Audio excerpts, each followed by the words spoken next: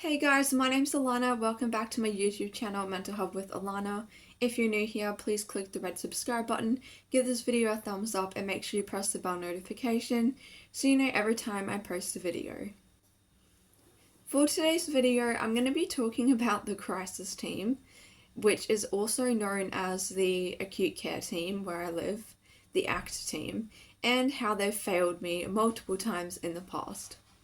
Now, I want to make this video because I know a lot of people around the world have interacted with their own version of the crisis team and have had unfortunate negative experiences, and I just wanted to share my own.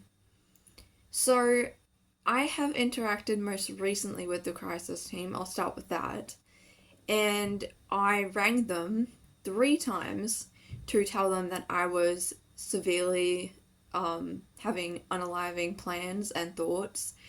I was self-harming very frequently. I was very, very depressed, and I needed help, and I needed to possibly go into hospital. And they're the only, apart from going to the emergency department, they're the only way to kind of get into hospital. They're like the pathway kind of thing. They do an assessment and everything. They do triage. And the reason why I didn't want to go to ED is because my mum said that she wanted to ring them first to get their advice before we go to ED. Now, this was a problem because I rang them 3 times and they basically said to me that because I'd been discharged from the public system, my community care team, recently, that they would just get me in contact with them. Now, they were supposed to ring those people and get them to contact me, like, urgently. Like, this was an urgent matter. But they never did. So I rang them again. This is the first time. Then they said, oh, well, they basically told me the same thing. They'll get me in contact. And they told me to contact my old caseworker. Now, I didn't like my old caseworker, and I told them that I'm not talking to my old caseworker. I didn't like her at all. We didn't get along. There was many problems. I was like, no, I'm not talking to this old caseworker. So they were like, okay, we'll get you the head nurse at the psych hospital to ring you. This never happened. Then I rang a 3rd time, and they were like, I think they just told me to go to the emergency department by that point. And my mum and I were like, I was willing to go, but my mum, because I was so, like, I'm trying to just say the word on YouTube because it will get demonetized, because I was so, like, in that unaliving state, I wasn't thinking about the future. Now, I actually had a holiday booked for 2 weeks in advance, and it was to Brisbane. It was to see a band called the Libertines. Now, my support worker had booked this in. I'd booked this in. At this point, I honestly didn't really even care too much about going because I was so, like, depressed and not wanting to be there anymore. So my mum, though, was like, you're going to want to go to this. Like, she knew I wanted to go, and she's like, you're going to want to go. And she's like, if you go to the emergency department and go into hospital, they're going to put you under a Mental Health Act and a treatment authority, and you're not going to be able to be let out in time, like, most likely. And then you lose all your rights. She's like, and then they're going to stuff around with all your medication. Like, last time they stuffed around with my medication, I had to come off all the medications that they just medicated me up so much, and then I had to come off all the medications kind of later because I was on way too many, because they just put me on so many things, because that's unfortunately what they often do in there when you're in hospital. So anyway, that was that time. Then recently, because of all of this, my GP was like, okay, this is ridiculous. You need to be put back under because they discharged me. That's the other thing. They discharged me without any supports, nothing. They just let me go when I was still, like, I'd only been stable for 6 months, And for me, I get unwell every 6 months normally. I have some sort of episode. It's like I don't know why, but that's a common theme with my mental illnesses, especially with my bipolar and schizophrenia. So basically, they discharged me early, which was a really bad idea. They hadn't even seen me for that long, and we weren't happy about it. But I was happy I didn't have the caseworker anymore, at least, because I didn't want to see her anymore. So I could have requested a different one, but I just kind of put up with it. But anyway, that's a whole nother thing.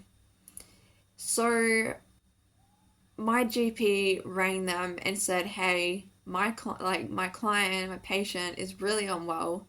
She is not doing well at all. She needs to be put back under seeing psychiatrists to monitor her medications. I legally can't change her medications because these are like high psychiatric medications that GPs aren't allowed to touch. They can do like antidepressants, but they can't do anything else. Like, they're not allowed to, and it's too much. And I'm a very complex case because I have multiple diagnoses and very complex mental health problems, very serious mental health problems.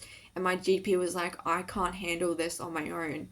So she rang them and she talked to them, and it was a long process, and she had to push and push, and they're finally like, "Okay, we'll put you back under our public team again in the community." So it's basically managed like through the community. And I was like, great. And I rang the head nurse because the head nurse was meant to ring me. And this is the same head nurse which was meant to ring me before. She was supposed to, by the way, I've met this head nurse. She's lovely. I'm not trying to blame her. She's actually a lovely, lovely person. I've met her before. But she's super busy, and I think this is why she just never rings me. So I rang her and I said, "Hey, like, what's going on? I really need to like get a new caseworker and like see a psychiatrist soon, if that's possible, because I want to come off lithium and I want my meds reviewed." And she's like, "Oh yeah, that's fine. I'll ring you on Thursday." So that was 2 days later. So Thursday comes around, no phone call. Now I'm getting really annoyed at this point because I'm like, okay, this is ridiculous. Like, come on. So I leave it. And it has now been like a month and a half, I think, or something like that. And she's never contacted me again. So I saw my GP like a few days ago, and I told her about this, and she said, "You just need to ring her again and again and again, basically, until they do something." Because as far as I know, they're not actually doing anything behind the scenes. And if they were, then I'd be waiting patiently and I'd be fine with that. But I need that extra support, and I need it. I need to have that case manager, and I need to have access to their service so that if I need to go into hospital, it's easier for me to get into hospital because I can go through their team and they can put me through to the acute care team, which is like the crisis team. Now, I have another story about the crisis team. A few years ago, my mum rang the crisis team because I was really, really manic. Now, it was really late at night, and my mum was like, "I don't know if we should go to emergency," because when you go to emergency, you have to understand that you have to sit there for up to 8+ hours to wait to see a treatment team, like a psychiatrist or a doctor. It's ridiculous, and you're not allowed to leave, and if you try to leave, the security guards or the police will come after you. So I was very, very manic. I was very agitated, and we had no diazepam left. Now, if we had diazepam, I could have taken diazepam and I would have calmed down enough to wait till the next day.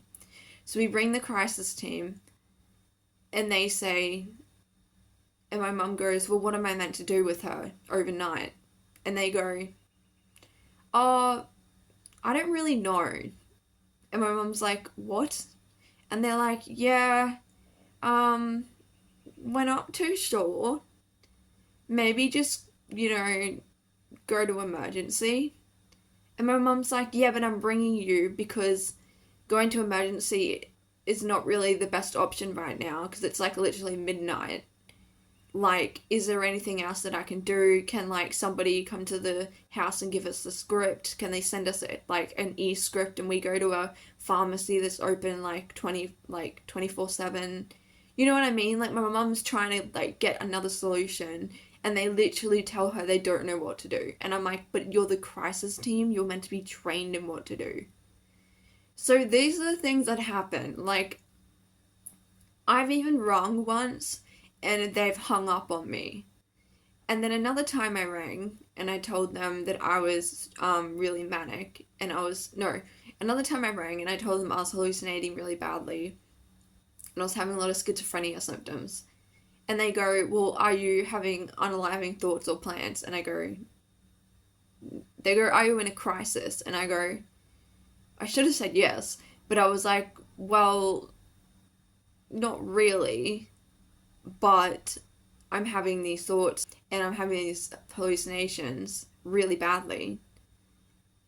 And they go, but are you actively unaliving or got plans or are you XYZ? And I was like, well, no. And they're like, so you're not in a crisis? And I was like, what the heck?